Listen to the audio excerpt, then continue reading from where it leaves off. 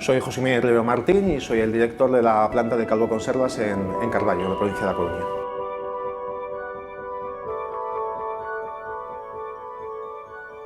Calvo es una empresa conservera, pero bueno, queremos también ser percibidos como una empresa de alimentación, porque tenemos otro tipo de productos, hacemos salsas, hacemos ensaladas, no solamente nos dedicamos a la conserva de pescado, aunque sea nuestro producto más importante. El Grupo Calvo surge en Carballo ya hace 80 años y desde entonces pues bueno, siempre ha tenido una vocación de crecimiento, de innovación, de mejora, y ha hecho que con los años se fuera internacionalizando y digamos que esté presente en España con la marca Calvo, en Italia con la marca Nostromo y en Brasil, que es un país con una gran población, con la marca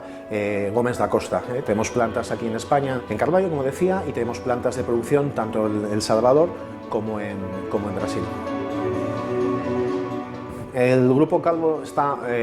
muy satisfecho de poder trabajar con el clúster de la alimentación porque digamos que la forma o la estrategia o la política o la visión del clúster de la alimentación enlaza perfectamente con los valores de nuestra compañía. Ambos estamos interesados en la sostenibilidad de los recursos naturales, en fomentar una alimentación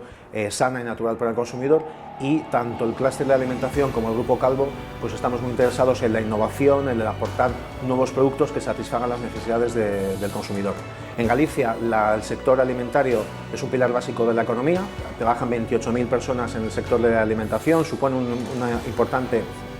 parte del Producto Interior Bruto de la comunidad, pero es un sector muchas veces muy atomizado. Creo que el clúster permite pues, una unidad entre las empresas, que a veces tenemos objetivos comunes, pero no siempre podemos trabajar alineadas para conseguir entre todos llegar a políticas o a desarrollos que nos beneficien a todos en conjunto.